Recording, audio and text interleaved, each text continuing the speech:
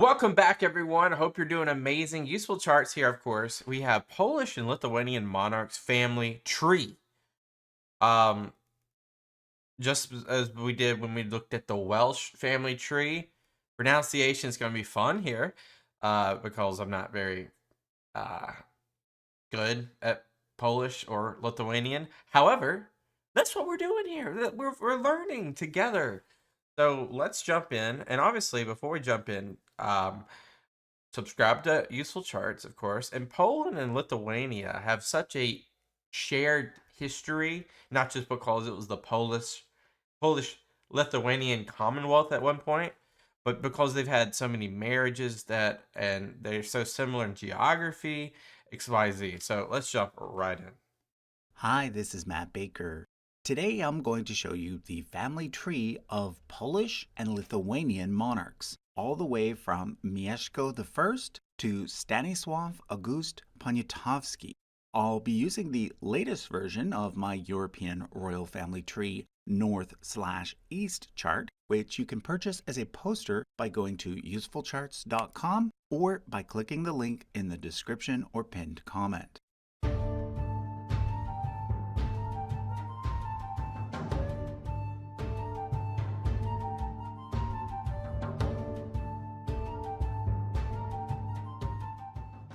All right. According to legend, there were once three brothers named Lech, Czech, and Rus. One day, Yeah, this has been said before. Obviously, Rus goes on to be Russia, Czech, Bohemia, and then Lech. I don't know. Obviously, this is legend. Isn't true, but sorry to tell you it's not true. But yeah, on a hunting trip, the trio became separated, with Lech traveling north, Czech traveling west, and Rus traveling east. In medieval times, this story was used to explain the origins of Poland, Bohemia, and Kievan Rus. Nowadays, ethnolinguists agree that the people from these three areas are in fact related, in that they are all Slavic. okay. So that story might be legend, but there's some origin to that. Okay. However, we now divide Slavs into a slightly different set of three. Both Poland and Czechia, as well as Slovakia, are considered to be West Slavic. Ukraine, Belarus, and Russia are all considered to be East Slavic. And the third group is actually South Slavic, which includes Bulgaria and the countries that were once a part of The Yugoslavia, such as Balkans. Serbia and Croatia. Now, as we'll see, much of Polish history is intertwined with Lithuanian history. However, take note that Lithuanians are not Slavic. Rather, they are Baltic, which is considered to be a separate ethno-linguistic group. We'll So they're way more related to Estonia, Latvia, etc. come back to Lithuania in a bit, but for now, let's start with Poland. So, the reason why Poland is associated with a legendary figure named Lech is because the original Slavic tribes in that area were known as Lechians. In fact, the Poles, for which Poland was eventually named, were originally just a subset of the Lechians. In Polish, the word Pole means field, so in other words, they were the people from the fields, a reference to the fact that they lived on the plains rather than in the forests or mountains. So in biology or zoology, there's a animal called the polecat. So I'm guessing that means cat of the field, if we're going off of etymology here. Interesting stuff. The first royal dynasty in Poland was that of the Piasts, who started out as dukes rather than kings. They traced their origin to a legendary ruler named Szymowit, who was supposedly the son of a man named Piast the Wheelwright. Now, interestingly, the name Piast means wheel hub, but it can also mean custodian or manager. Legend says that Piast's son, Szymowit, took over from a previous line of rulers. So perhaps the Piasts were originally second-rank leaders who rose to become first-rank, kind of like how the Carolingians eventually replaced the Merovingians around the same time. Szymowit's great-grandson, Mieszko, is the first member of the Piast dynasty that we have firm evidence for. And I've actually just done such a small amount of studying on this, so I do recognize this name, Mieszko Boleslaw. It some of this pronunciation is akin to like that of like Ukraine, that of Russia, etc. Slightly different, but some of the same. As a historical figure. He conquered much of the lands around him and unified Poland so that its borders basically matched what they are today.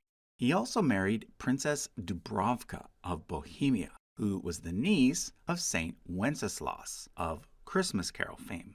Previous to this, Mieszko and the Polish people had been pagan, but at this point he and his entire court converted to Christianity in an event remembered today as the Baptism of Poland. Like Bohemia, Poland adopted Roman Catholicism. This is in contrast to the East Slavs, who adopted Eastern Orthodoxy. Ah. Yep. Mieszko was followed by his son Bolesław the Brave. Wait, how do you say that? Orthodoxy. Mieszko was followed by his son Bolesław the Brave. Bolesław the Brave. Bolesław.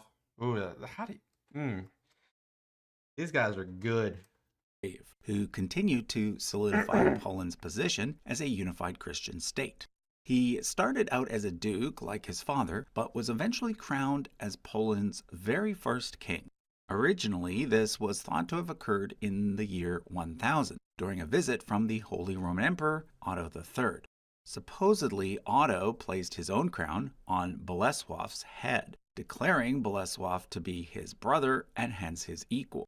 However, it is now believed that Bolesław was actually declared king in either 1024 or 1025, which was just after the death of Holy Roman Emperor Henry II. You see, at this point, the empire found itself without an emperor for a few years, and it is thought that Poland took advantage of this and elevated itself to the level of kingdom by bribing Pope John XIX. And that's what you had to do back then. The Pope is the key to the kingdom. This move proved consequential for the rest of Polish history because it set the stage for Poland to remain independent of the Holy Roman Empire, unlike Bohemia, which didn't get its first king until 1085, and even so remained a vassal to the emperor. I also want to point out Bolesław's sister, Świętosława, who, according to some sources, was married firstly to Eric the Victorious of Sweden, and then secondly to Sven Forkbeard of Denmark and Norway. This would make her the mother of the famous ruler Canute the Great. However, other sources have both Sven and Eric marrying a Viking named Sigrid the Haughty instead. So there is some uncertainty over whether or not these two women were actually the same person or two different people. But let's return to Poland and continue down the Piast family tree. Although Bolesław I had 3 sons, he decided to leave his entire kingdom to his middle son.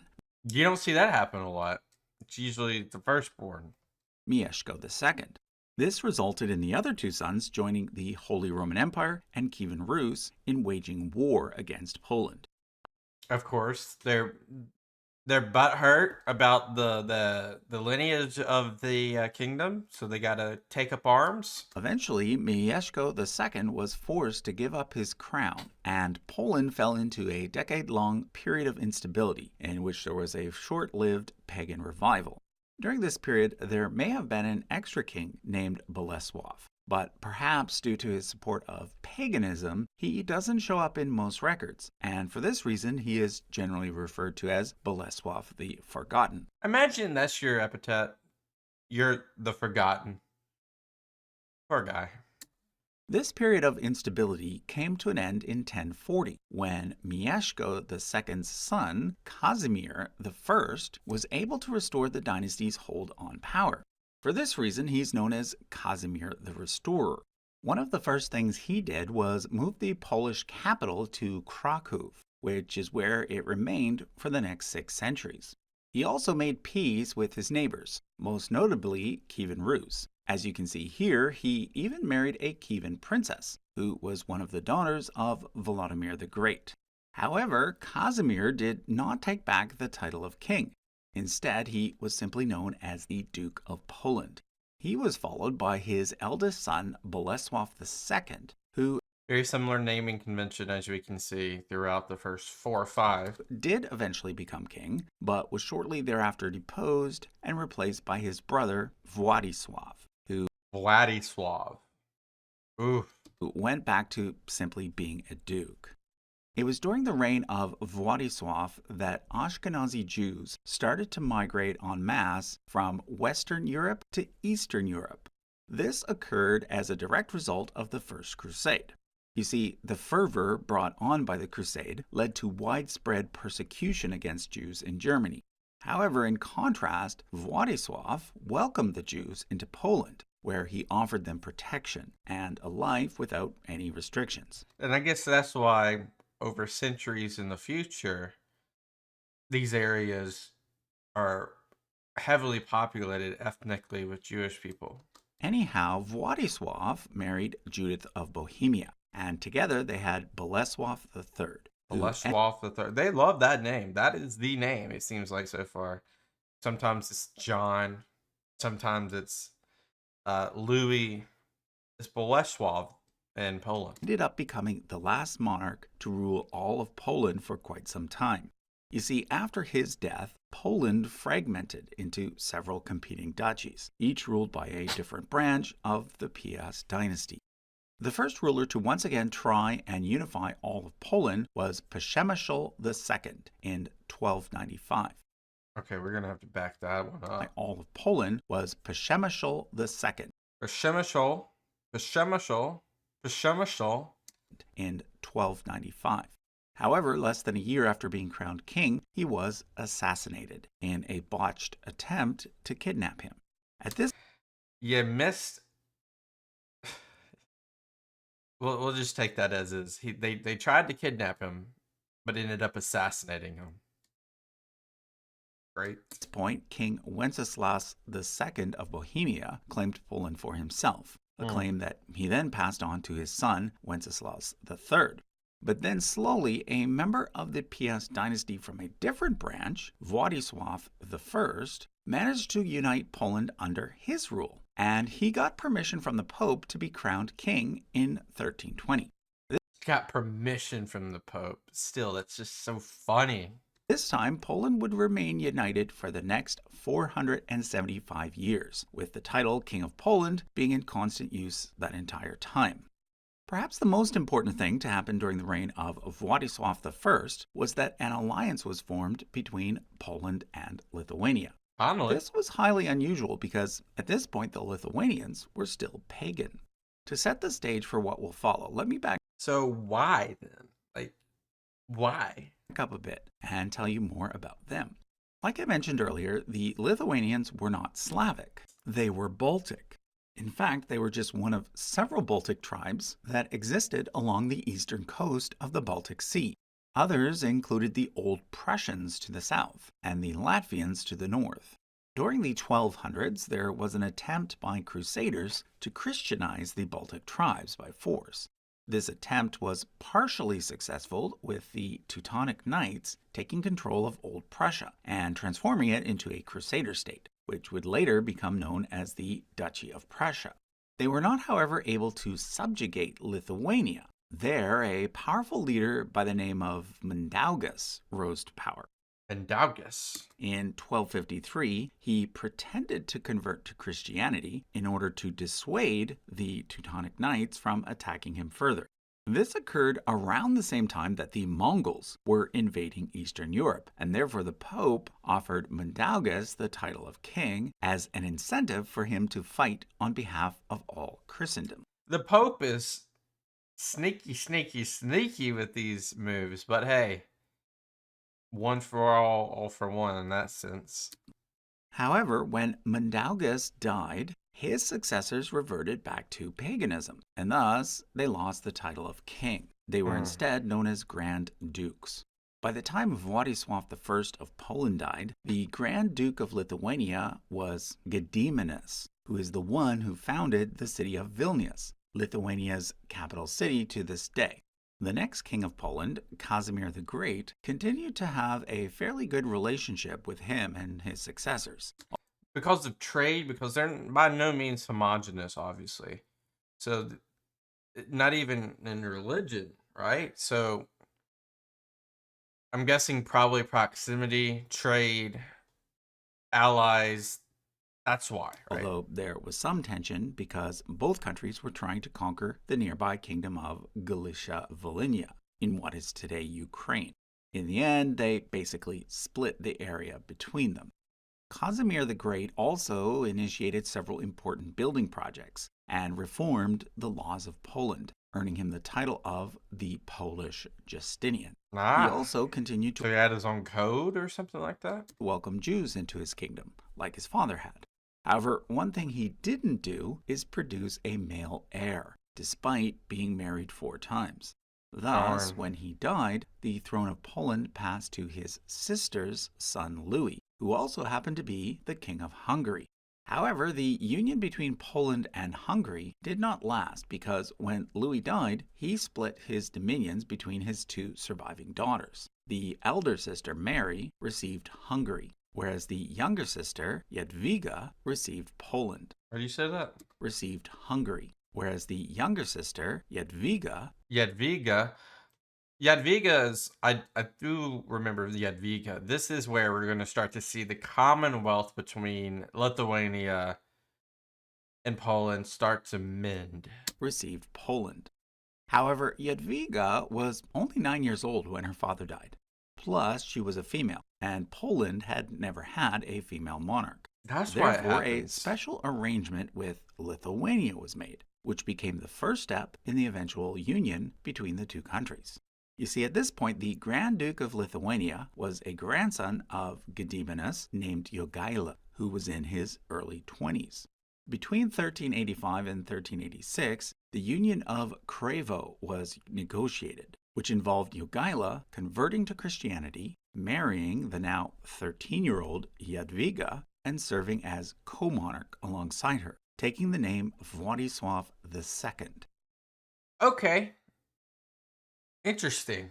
So, because of the butterfly effect of the union with Hungary, because of no male heirs like Casimir the Great, this happened.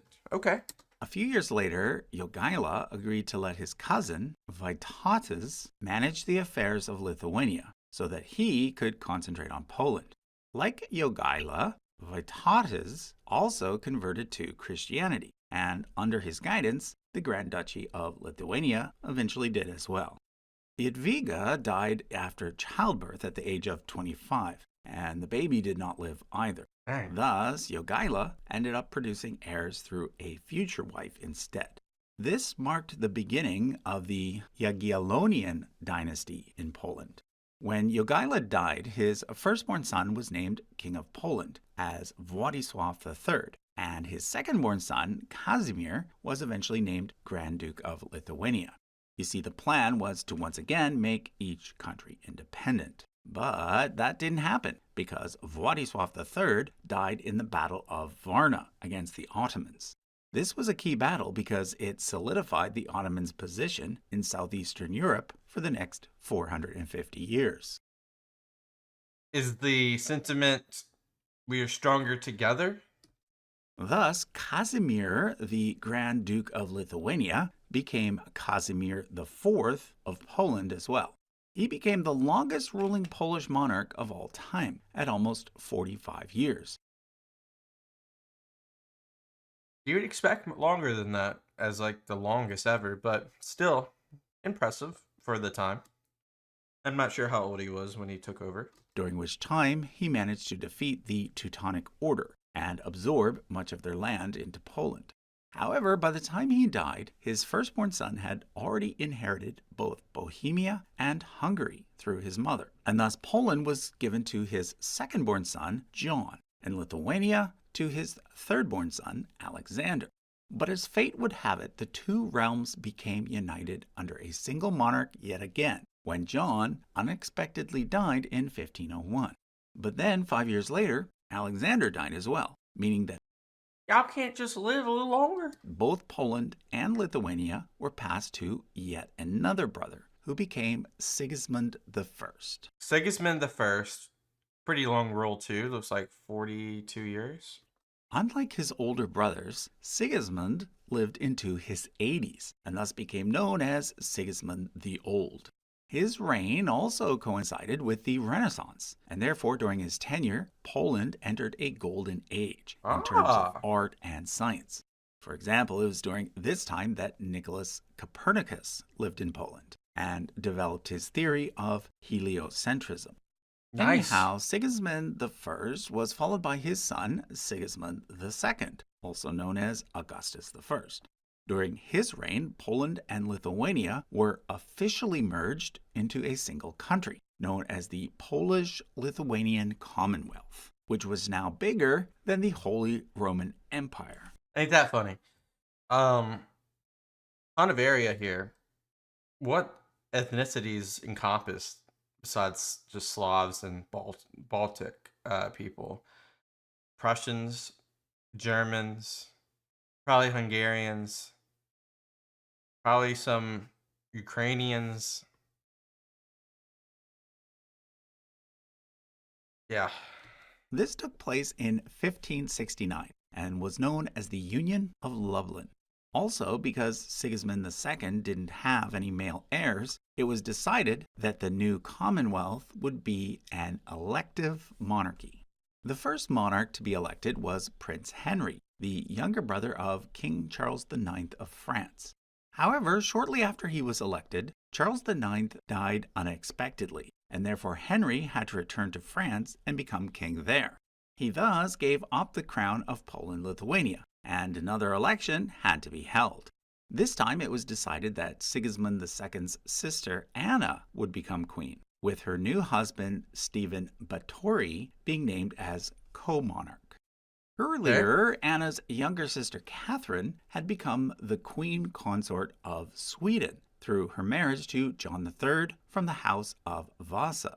Right, we did those, I think. I'm pretty sure we did that. In 1587, Yeah, we did that. their son Sigismund was elected monarch of Poland-Lithuania after the deaths of Anna and Stephen. Then, it's a long rule again. And 5 years later, he also became the king of Sweden. This meant that, for the first time ever, the crowns of Sweden, Poland, and Lithuania were all held in union. But the Swedes weren't happy with this. Therefore, Sigismund's uncle Karl went to war against Sigismund and eventually captured the throne of Sweden for himself. Thus, for the next 33 years, Sigismund III was monarch of Poland-Lithuania only. One of the most important things Sigismund III did during his tenure was move the capital of Poland to Warsaw, where it remains to this day. Okay, why did he do that? This is why it is his statue on top of this famous landmark in Warsaw, known as Sigismund's Column. Sigismund III was followed It's a nice column. First by his son Władysław IV, who had previously claimed the throne of Russia, only to be replaced by the Romanovs, and then by his son John II. During the reigns of these two brothers, the Polish Golden Age came to an end, and Poland-Lithuania started to decline in power and influence. So not just the last name, but it seems like there's a lot of blood in Poland, Lithuania that is shared with Sweden. Mostly due to the Cossack uprisings and the growing dominance of Russia. These changes were particularly bad for the large Jewish population that had been living peacefully in the region for over 500 years. For example, during the early stages of the Cossack uprisings, it is estimated that around 20,000 Jews were killed. Things would only get worse for the former Polish-Lithuanian Jews over the next few centuries. Yeah. With major pogroms under the Russians throughout the 19th century, and then, of course, the Holocaust in the 20th. Yep. Anyhow, John II was the last descendant of Sigismund the Old to be elected king. In 1669, Poland-Lithuania elected Michael Wiśniowiecki, although that looks like a Polish name. There was a sizable group that supported a French candidate instead. Wiśniowiecki. To make matters worse, the Ottoman Empire declared war against the Commonwealth, and won the first major battle. The following year, Michael I died suddenly from food poisoning, leading some to suspect that it was actually an assassination. Food poisoning. Him being a monarch and also poison in the same death result just makes you think there was foul play. The very next day, a Polish general named John Sobieski scored a major defeat against the Ottomans, turning the tide of the war. He was thus elected king in the next election. His most famous victory, however, occurred in 1683 at the Battle of Vienna, The Wing Hussars. where he once again defeated the Ottomans. This effectively stopped the Muslim armies from spreading into Western Europe and marked the beginning of the Ottoman Empire's slow decline. For this reason, Sobieski was hailed as the savior of Western Christendom. Weird how he doesn't have like the Great or the Savior or some sort of title. Sobieski was followed by Augustus the Strong from the House of Wettin, who at the same time was also the Elector of Saxony. Saxony was a Protestant state, whereas Poland was Catholic, and therefore Augustus had to convert. During his tenure, the Great Northern War between Sweden and Russia began, and pretty soon Poland ended up simply being a pawn that the greater powers used to accomplish their own goals. Greater powers like Russia, Sweden, maybe even Ottomans, not really, but maybe. For example, after Sweden won several key victories, they installed a new king, Stanisław Leszczyński. But then, when the tide of the war turned in Russia's favor, Augustus resumed his position. However, when he died, there was yet another struggle for the throne, this time between Stanisław and Augustus the Strong's son, Augustus III. This time, Stanisław was supported by France, in part because his daughter had married Louis XV. In the end, Augustus III ended up with the throne, but ended up spending most of his time in Saxony. Upon his death, Catherine the Great of Russia managed to get her lover, Stanisław Poniatowski, elected as king. During his reign, Russia, Prussia, and Austria slowly started to carve up Poland, Lithuania. Right, this is right up to like the French Revolution, so we obviously know this, and they just basically partition it in 3 different ways. Each power taking a sizable chunk in 1772, and then again in 1793. Finally, in 1795, the 3 powers divided the remaining territory amongst themselves, so that Poland and Lithuania ceased to exist for the next 123 years. That's like 4 generations never knowing. However, just prior to this, the Commonwealth ratified a constitution stating that after the death of Stanisław II, the throne would pass back to the House of Wettin and then be passed on hereditarily along that line in the future. Of course, that never happened, but during the Napoleonic years, Augustus III's grandson, who by then was King of Saxony, was briefly named the Duke of Warsaw. There's a lot of like intermittent titles in the Napoleonic age, just because it's a different Europe. It's a whole different Europe. It's a different timeline if that was to continue, which of course gets severed in 1815 through the 100 days, the abdication, and the Congress of Vienna. That from 1815 to 1918, the main part of Poland, known as Congress Poland, became a protectorate of the Russian Empire, with the Russian emperors from Alexander I to Nicholas II holding the title King of Poland. At the end of World War I, both Poland and Lithuania finally obtained their independence. In Poland, a republic was established, but in Lithuania, there was initially an attempt to create a kingdom. Really? A German prince was even elected and given the name Mindaugas II, but he was never crowned. That's a cool name. That's a cool name. Instead, Lithuania operated as a republic until World War II. During the war, both Poland and Lithuania ended up being occupied by Nazi Germany. And then, after the war, Lithuania became a part of the Soviet Union, with Poland being a close ally of the Soviet Union. In 1989, after the fall of the Soviet Union, Lithuania restored its independence, and Poland established the Third Polish Republic, which exists to this day. Now, if Poland were ever to decide to re-establish its monarchy based on the 1791 Constitution, the matter of who would be king is a bit complicated.